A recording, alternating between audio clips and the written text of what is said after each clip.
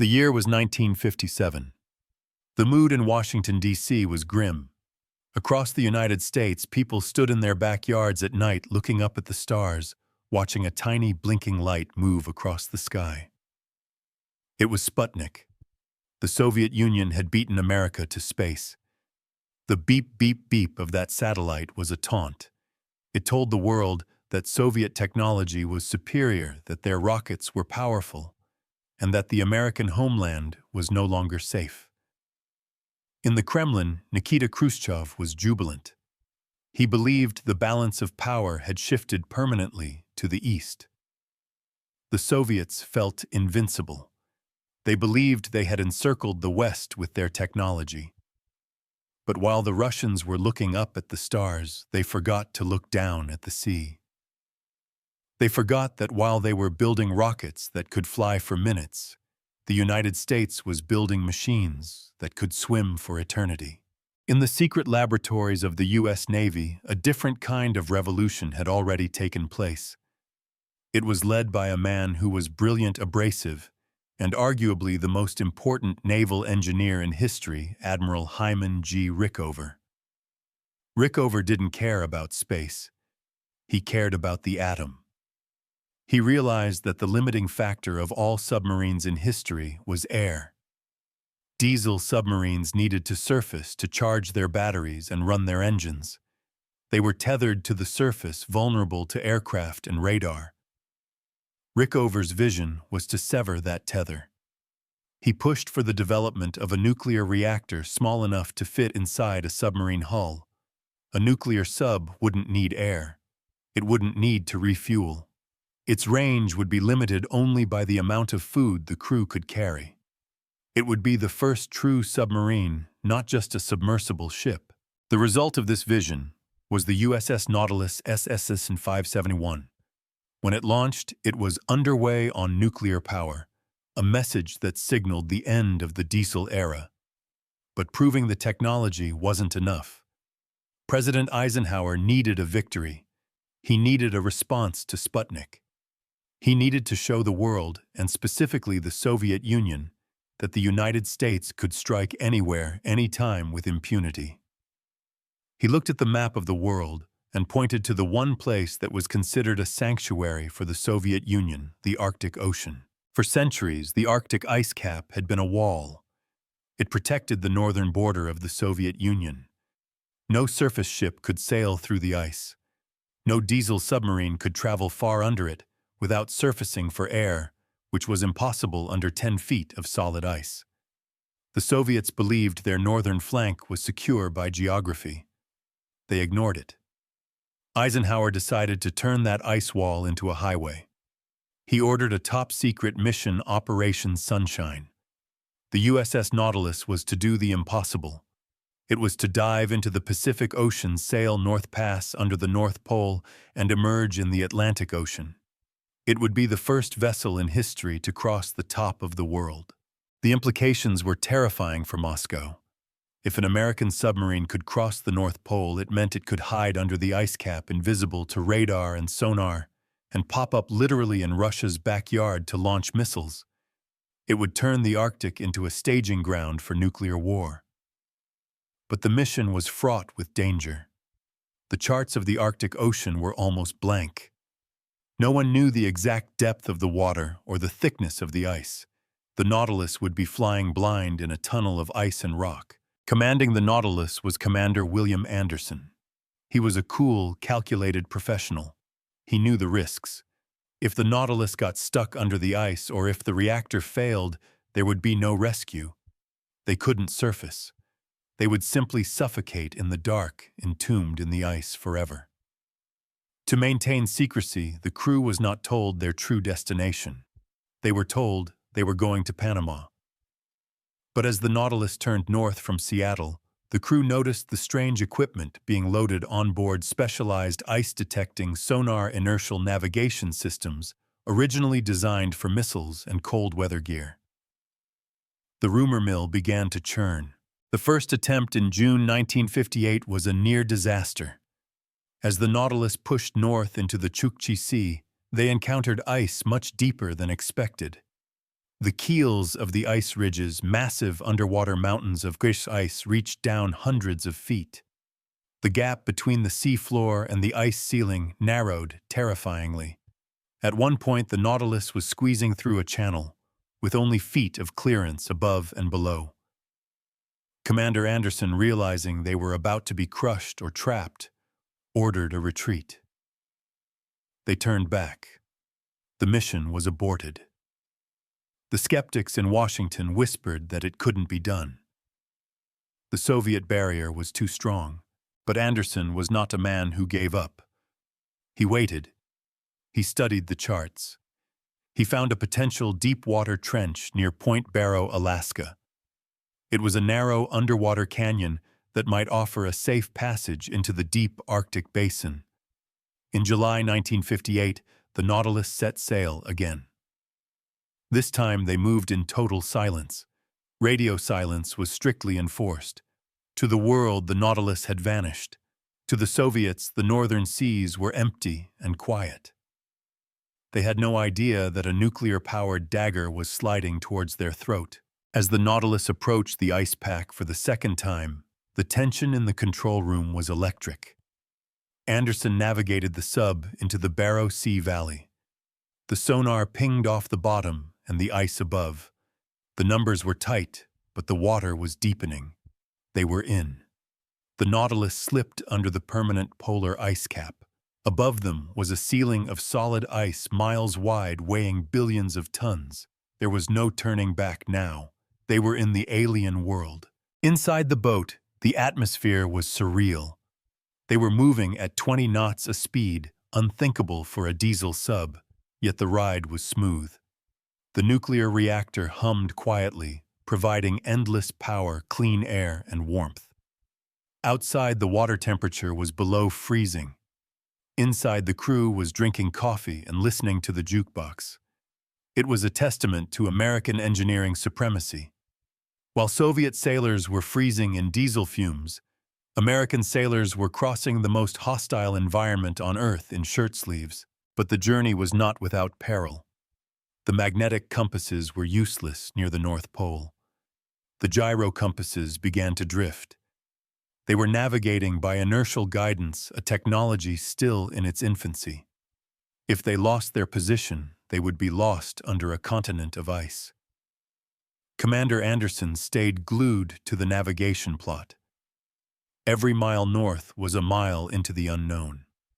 They were counting down the latitude. 87 degrees north, 88 degrees north, 89 degrees north. The crew gathered around the monitors. On August 3, 1958, at 11:15 p.m. Eastern Daylight Time, Commander Anderson picked up the microphone. His voice was calm, but the message was historic. For the world, our country, and the Navy, the North Pole. The USS Nautilus had done it. They were directly under 90 degrees north. They were at the top of the world. The entire crew cheered. They had conquered the last great geographic prize on Earth. But they couldn't stop to celebrate. They were only halfway. They still had to find their way out to the Atlantic, to the European side. They were now driving straight towards the Soviet Union. The psychological impact of this moment cannot be overstated. At that exact second, an American warship was closer to Moscow than it was to New York, and the Soviets didn't know. Their radars were spinning, scanning the skies for bombers. Their ships were patrolling the Baltic. But under the ice where they thought they were safe, the Nautilus was passing by like a ghost. The message was clear. The ocean is no longer a barrier. It is a door. And the United States just kicked it open. As the Nautilus continued its journey south towards the Greenland Sea, preparing to surface and announce their achievement to the world, the crew knew they had changed history. They hadn't just broken a record, they had broken the strategic map of the Cold War. The Soviet Union's ice bastion was gone. The Sputnik moment had been answered. The race for space was important, but the race for the deep had just been won by the United States. Having crossed the geographic North Pole, the USS Nautilus was technically downhill, now heading south towards the Atlantic Ocean. But in the unforgiving geometry of the Arctic, downhill did not mean easy. The euphoria of the crew quickly faded into a tense, disciplined silence. They had accomplished the symbolic goal, but they were still thousands of miles from safety, trapped beneath a shifting, groaning ceiling of ice that weighed billions of tons. The navigation systems, specifically the experimental N6A inertial guidance system from North American Aviation, were holding steady, but Commander Anderson knew that a single degree of drift could be fatal. To their left lay the rugged coast of Greenland. To their right, the Svalbard archipelago. Between them was a narrow deep-water strait. If the Nautilus missed this exit, it would run blindly into the shallow continental shelves where the ice grounded against the rock. There would be no room to turn around. They would be crushed. For another 96 hours, the Nautilus glided silently through the dark water. The sonar operators listened intently, not for enemy propellers, but for the terrifying sound of ice keels scraping the hull. The nuclear reactor, the heart of the ship, continued to hum with a steady, reliable rhythm. This was the ultimate vindication of Admiral Rickover's vision. A diesel submarine would have exhausted its batteries and air supply long ago. The crew would have been gasping for breath, freezing in the cold. But inside the Nautilus, the air was scrubbed clean, the temperature was a comfortable 72 degrees, and the sailors were eating steak and ice cream. It was a demonstration of American logistical and engineering supremacy that was almost insulting to the rest of the world. While the Soviets were struggling to keep their first-generation nuclear subs, the Hotel class, from leaking radiation, the Americans were treating a voyage under the pole with the casual efficiency of a commuter train. Finally, on the morning of August 5th, the sonar indicated clear water overhead. The ice was breaking up.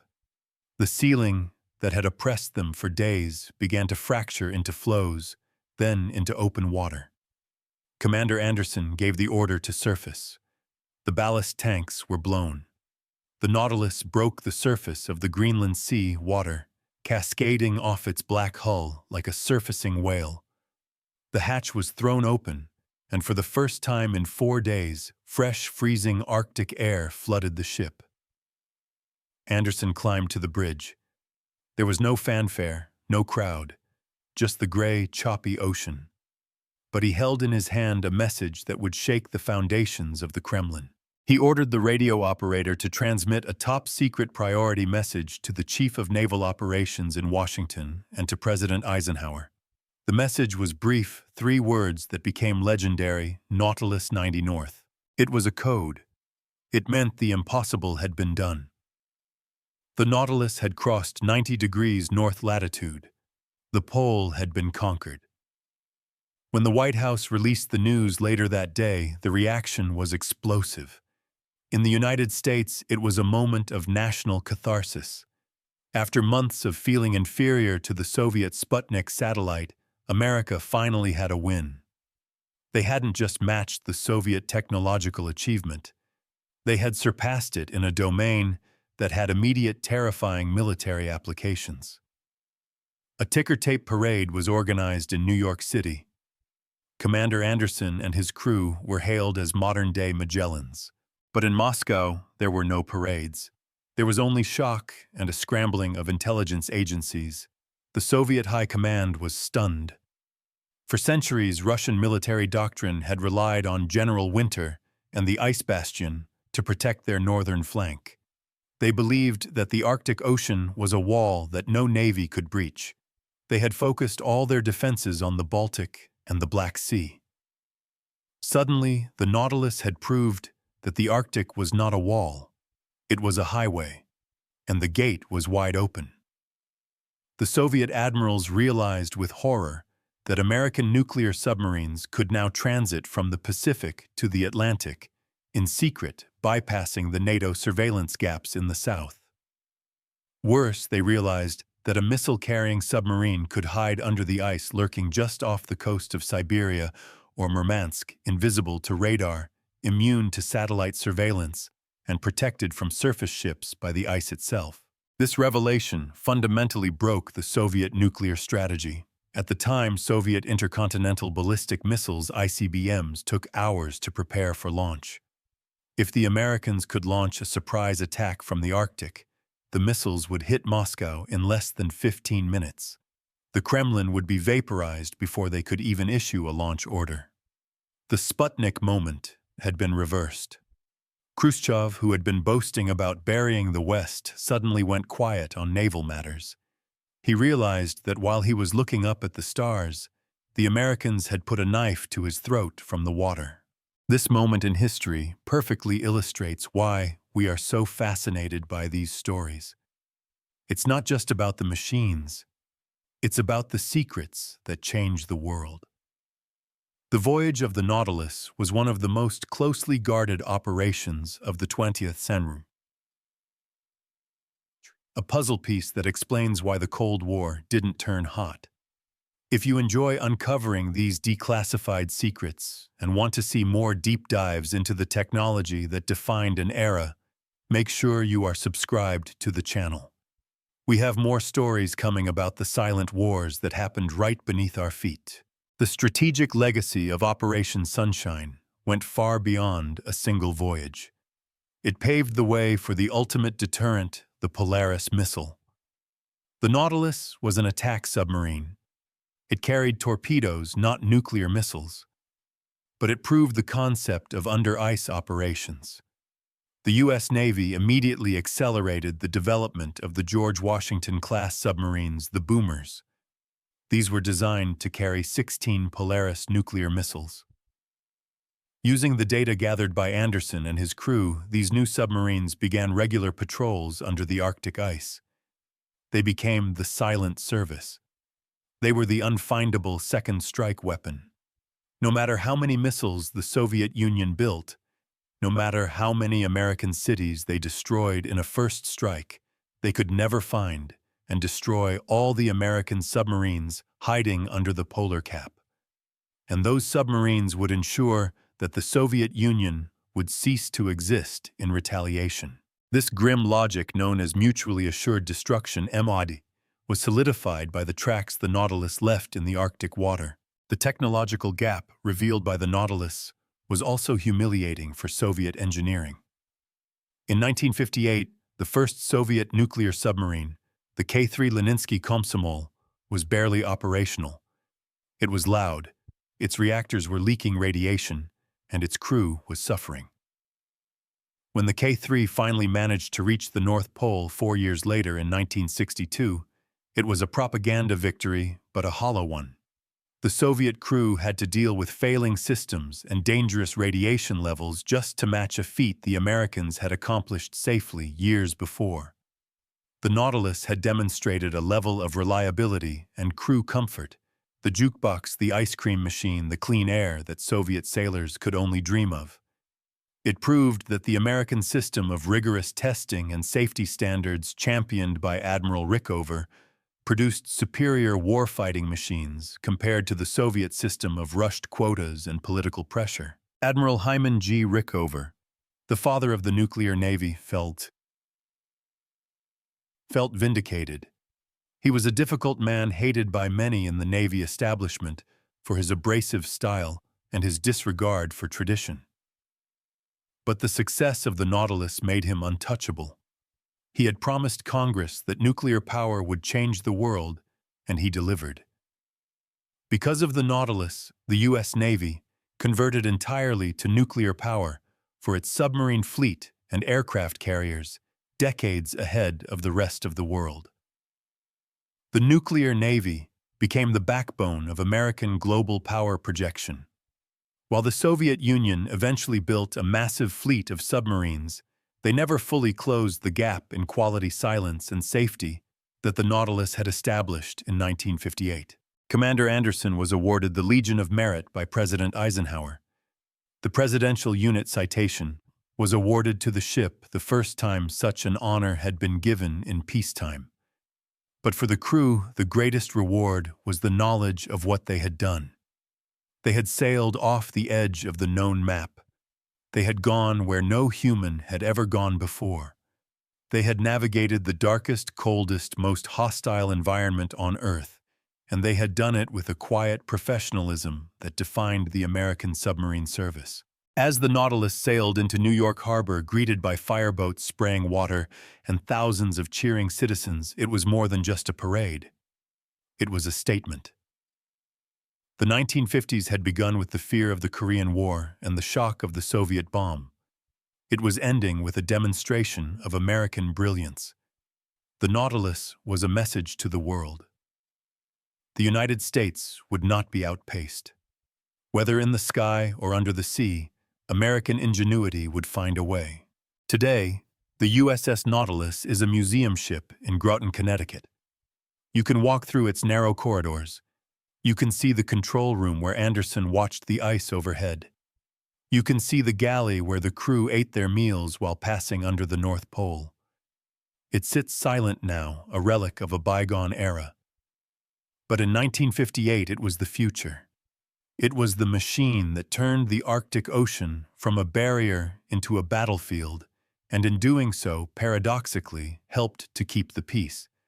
By proving that there was nowhere to hide, the Nautilus ensured that no one would dare to start a war. The Soviet command was indeed shocked, and that shock was exactly what the world needed to step back from the brink.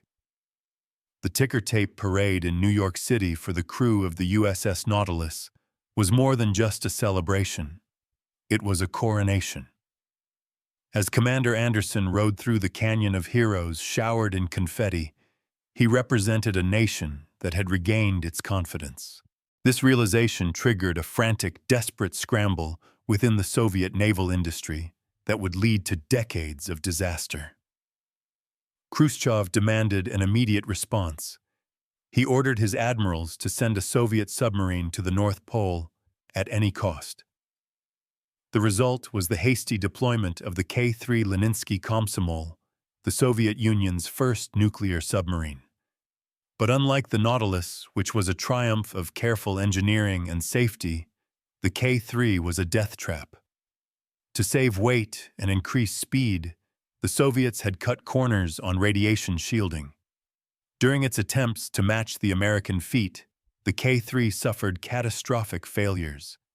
Its steam generators leaked radiation into the crew compartments. Sailors were dying of radiation sickness just to prove a political point. While the Nautilus crew was enjoying steak dinners and clean air, the crew of the K-3 was working in hazmat suits inside their own ship. It took the Soviets 4 long, painful years to finally replicate the Nautilus's journey. By the time the K-3 reached the North Pole in 1962, the victory was hollow. They had proven they could get there, but they had also proven that their technology was dangerously inferior. The Nautilus moment forced the Soviets into a game of catch-up they would never truly win. It drove them to build submarines like the K-19 and the Alpha-class vessels that were fast and innovative, but fundamentally unsafe. The Nautilus didn't just win a race, it forced the opponent to run until they collapsed. As we look back at the legacy of SSN 571, it stands as a monument to a specific moment in history where courage met technology. Commander Anderson and his crew stepped into the unknown, relying on a reactor that had never been tested in such conditions, and a navigation system that was brand new. They took a gamble that paid off with the security of the free world. The Nautilus didn't fire a single shot in anger, yet it won one of the most important battles of the Cold War. It won the battle for the initiative. It forced the Soviet Union to react to panic, and ultimately to fail. Today, the Nautilus rests quietly in the Thames River in Groton, Connecticut. It is a museum open to the public, but if you stand in its control room and look at the gauges, you can almost hear the hum of the reactor and the crackle of the ice overhead. It is a silent witness to the moment when the world got smaller and the United States got stronger. The message sent from the top of the world in 1958 still echoes today. American ingenuity knows no boundaries, and for the U.S. Navy, there is no such place as impossible. The voyage of the Nautilus was just the beginning. The Cold War is full of stories like this, tales of audacity that shaped the world we live in today. If you want to be on the front lines when we uncover the next declassified secret, make sure to hit that subscribe button. From the depths of the ocean to the edge of space, the truth is out there, and we're going to find it. Thanks for watching.